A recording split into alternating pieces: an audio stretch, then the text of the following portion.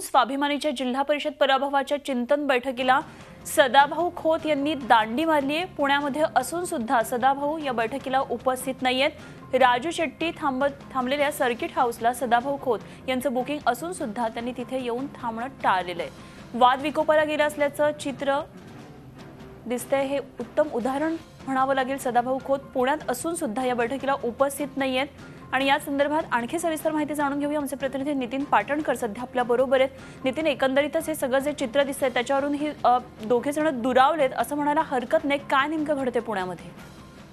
अनुपमा, स्वाभिमानी शेतकरी संघटनेतील सदाभाऊ खोत आणि राजू शेट्टी या दोन नेत्यांमध्ये मागील काही दिवसांपासून धुसफूस असल्याचं चित्र दिसतंय आणि त्यावरतीच आज पुन्हा एकदा या घटनेनं शिक्कामोर्तब झालंय असं म्हणावं लागेल।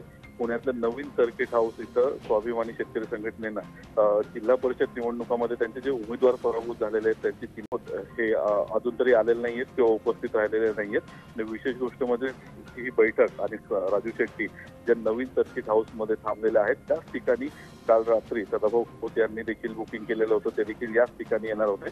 मात्र राजू शेट्टी तिथं येणार असल्याचं कळल्यानं सदाभाऊ शेट्टी यांनी त्यांच्या समोर येण्याचं टाळलंय असं म्हणावं लागेल। कारण शेट्टींनी सदाभाऊ खोत यांनी या ठिकाणचा मुक्काम घालून पाणी पुरवठा विभागाचं जे सर्किट हाऊस आहे किंवा गेस्ट हाऊस आहे त्या ठिकाणी आपला मुक्काम नेला आणि ते पुण्यात असूनही या बैठकीला आलेले नाहीत, त्याचबरोबर सर्किट हाऊसलाच राहण्यासाठी आलेले नाही। आणि या सर्किटला राजू शेट्टी आणि सदाभाऊ खोत मागील कित्येक वर्षापासून एकत्रित थांबलेले आहेत, एकत्रित बैठका घेतलेल्या आहेत। मात्र आज त्यांनी समोरासमोर येण्याचं टाळलेलं आहे, त्यामुळे या दोघांमधला वाद आहे अशी आता स्पष्ट झालेला आहे आणि तो आणखी वाढत असतो। पण यावर सदाभाऊंचं किंवा राजू शेट्टींची काही प्रतिक्रिया नितीन मिळतीये का?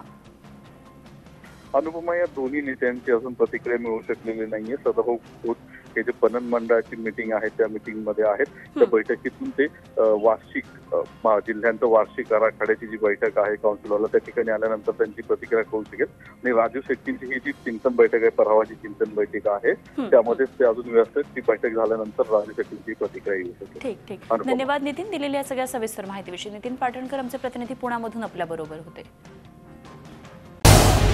झी 24 तास रहा एक पाऊल पुढे।